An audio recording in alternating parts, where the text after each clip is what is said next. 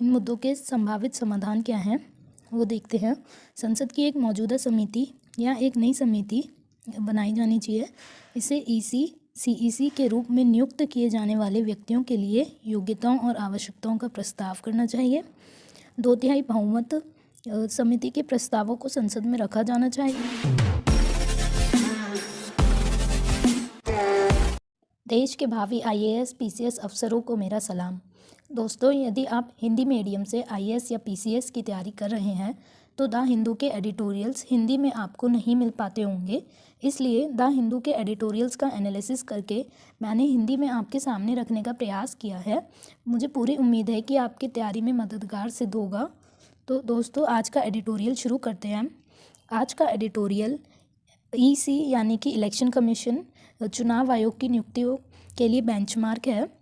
और दोस्तों, चुनाव आयोग के ऊपर पहले से एक और आ चुका है एडिटोरियल, उसका भी मैंने एनालिसिस किया हुआ है। उसका लिंक डिस्क्रिप्शन बॉक्स में दिया हुआ है, तो आप वो वाला वीडियो भी देख लीजिए और उसके बाद ये वाला वीडियो देखिए तो आपको ज़्यादा आसानी होगी समझने में। शुरू करते हैं। लेख हाइलाइट्स। सर्वोच्च न्यायालय की एक संविधान पीठ ने भारत के चुनाव आयोग के गठन के तरीके और चुनाव आयुक्तों के बारे में एक महत्वपूर्ण मामले की सुनवाई की है। ये इसका संदर्भ है।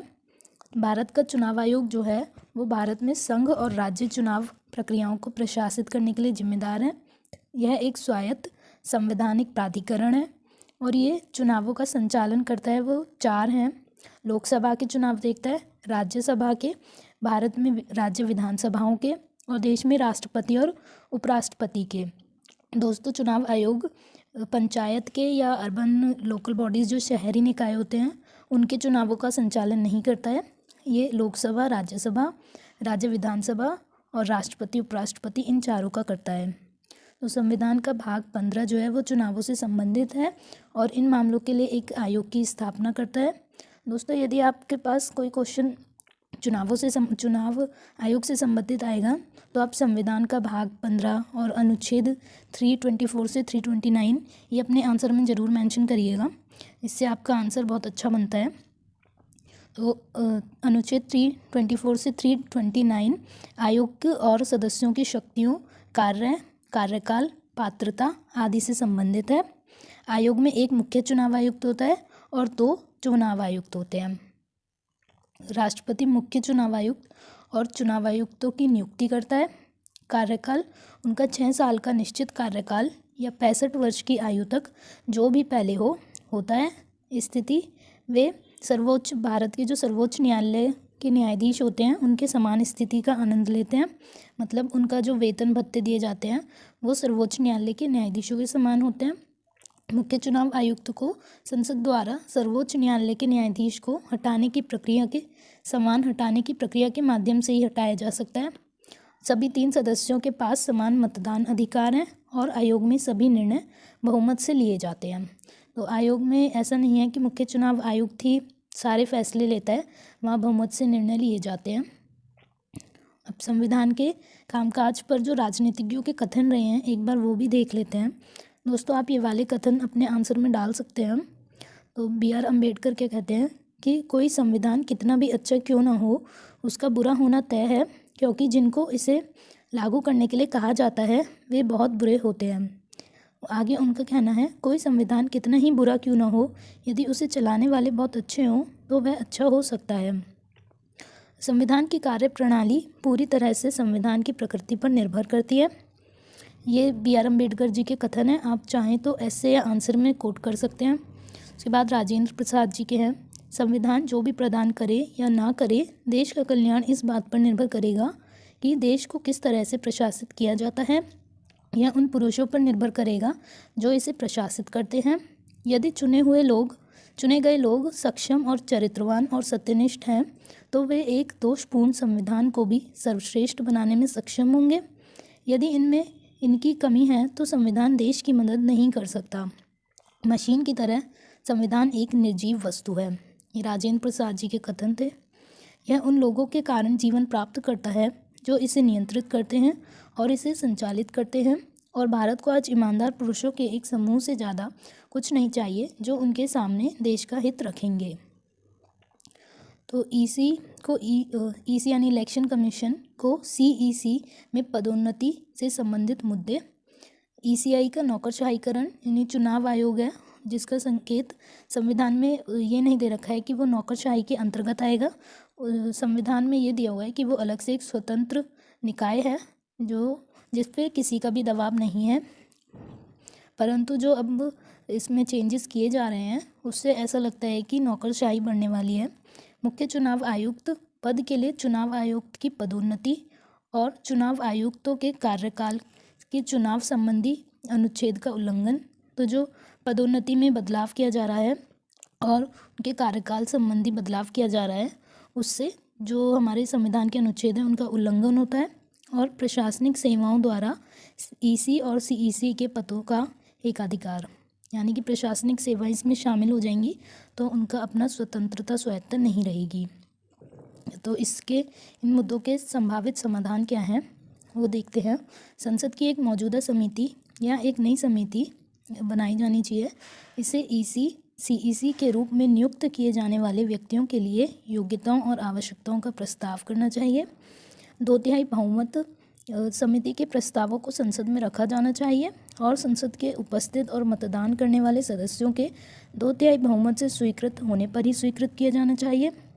व्यक्तियों का चयन समिति को ईसी सीईसी का अर्थ है चीफ इलेक्शन कमिश्नर और ईसी का अर्थ है इलेक्शन कमीशन के रूप में समिति को ईसी सीईसी के रूप में नियुक्त किए जाने के लिए प्रस्तावित व्यक्तियों की खोज और चयन का कार्य सौंपा जाना चाहिए। सिफारिशें समिति को अपनी सिफारिशें संसद को विचारार्थ भेजनी चाहिए। समिति की सिफारिशों को संसद द्वारा अनुमोदित तभी माना जाना चाहिए जब संसद के उपस्थित और मतदान करने वाले सदस्यों के 2/3 बहुमत से अनुमोदित हों। राष्ट्रपति की मंजूरी, उन्हें नियुक्तियों की मंजूरी के लिए राष्ट्रपति के पास भेजा जाना चाहिए। आयु, ऐसे व्यक्तियों को 6 वर्ष या 75 वर्ष की आयु जो भी पहले हो के लिए अपने पदों पर रहना चाहिए। 69 वर्ष से अधिक आयु के व्यक्तियों को नियुक्त नहीं किया जाना चाहिए। निष्कासन, नियुक्त किए गए व्यक्तियों को सर्वोच्च न्यायालय के न्यायाधीशों के लिए लागू महाभियोग की प्रक्रिया द्वारा ही हटाया जाना चाहिए। दोस्तों, यदि आपने अभी तक भी चैनल सब्सक्राइब नहीं किया है तो अभी सब्सक्राइब कर लीजिए। आपको यहाँ पे द हिंदू के एडिटोरियल्स का एनालिसिस डेली हिंदी मीडियम में मिलता है। आगे का रास्ता या संभावित उपाय, यदि हम चाहते हैं कि चुनाव आयोग डॉक्टर अंबेडकर और डॉक्टर प्रसाद द्वारा बताए गए गुणों से मेल खाए तो हमें संविधान के अनुच्छेद 324 और चुनाव आयुक्तों की सेवा की शर्तें और कार्य संचालन अधिनियम 1991 से आगे बढ़ने की आवश्यकता है। अब तक क्रियान्वित किया गया है। लोकतंत्र का संरक्षण, यदि देश में लोकतंत्र को उसके वास्तविक अर्थों में संरक्षित करना है तो ईसीआई यानी इलेक्शन कमीशन ऑफ इंडिया चुनाव आयोग के महत्व को पहचानना और स्वीकार करना होगा। मार्गदर्शक सिद्धांतों को कार्यपालिका से कार्यात्मक और प्रभावी स्वतंत्रता, नियुक्ति के क्षण से सेवानिवृत्ति तक और उसके बाद तक होना चाहिए। आज का आपका एडिटोरियल यहाँ समाप्त होता है। अभ्यास के लिए एक प्रश्न देखते हैं। आदर्श आचार संहिता के विकास के आलोक में भारत के चुनाव आयोग की भूमिका पर चर्चा करें। ये यूपीएससी 2022 का क्वेश्चन है। 200 शब्दों में आपको लिखना है और 10 अंक का ये है। दोस्तों, कल जो मैंने आपको वीडियो दिया था उसमें एमसीक्यू के लिए प्रैक्टिस क्वेश्चन दिया था, तो आज उसका सॉल्यूशन देख लेते हैं। अगर आपने वो वीडियो नहीं देखा है तो डिस्क्रिप्शन बॉक्स में आपको लिंक दिया गया है, आप वहाँ से वीडियो देख सकते हैं। वो क्वेश्चन सॉल्व करिएगा और यहाँ पे आके आप देख सकते हैं उसका आंसर। तो समाधान, इसका आंसर आएगा बी। कथन विश्लेषण देखते हैं। कथन एक जो था वो गलत था, उसकी सही व्याख्या है कि यह देश में महिलाओं की सुरक्षा और सुरक्षा को बढ़ाने के उद्देश्य से की गई पहलों के कार्यान्वयन के लिए केंद्रीय वित्त मंत्रालय द्वारा स्थापित एक गैर व्यक्तिगत कॉर्पस फंड है। कथन दूसरा, सही एकीकृत आपातकालीन प्रतिक्रिया प्रबंधन प्रणाली जिसका उद्देश्य सभी रेलवे स्टेशनों में महिला यात्रियों को 24 घंटे सुरक्षा प्रदान करना है, इस योजना के तहत स्थापित की गई थी। केंद्रीय पीड़ित मुआवजा योजना, आपातकालीन प्रतिक्रिया सहायता प्रणाली, निर्भया फंड के तहत स्थापित कुछ अन्य योजनाएं हैं। आज का प्रीलिम्स प्रैक्टिस एमसीक्यू देखते हैं। नमामि गंगे कार्यक्रम के संबंध में निम्नलिखित कथनों पर विचार करिए। यह जल शक्ति मंत्रालय का एकीकृत संरक्षण मिशन है और राष्ट्रीय गंगा नदी बेसिन प्राधिकरण द्वारा कार्यान्वित किया जाता है। दूसरा कथन है, कार्यान्वयन को प्रवेश स्तर की गतिविधियों, तत्काल दिखने वाले प्रभाव के लिए, मध्यम अवधि की गतिविधियों और दीर्घकालिक गतिविधियों में विभाजित किया गया। जैव विविधता संरक्षण, वनीकरण और टिकाऊ कृषि कार्यक्रम के कुछ मुख्य स्तंभ हैं। तो इनमें आपको ऑप्शंस यहाँ दिए गए हैं। ए में है केवल 1 और 2, बी में है केवल 2, सी में है केवल 1 और 3 और डी में है केवल 3। तो आपको इसका आंसर कमेंट में करना है और बताना है कि क्या इसका सही आंसर हो सकता है। और दोस्तों, आज आपको अगर इसकी PDF चाहिए तो आप PDF का पासवर्ड लिख लीजिए। आज की PDF का पासवर्ड रहेगा VOTE1234, VOTE 1234। Thank you friends.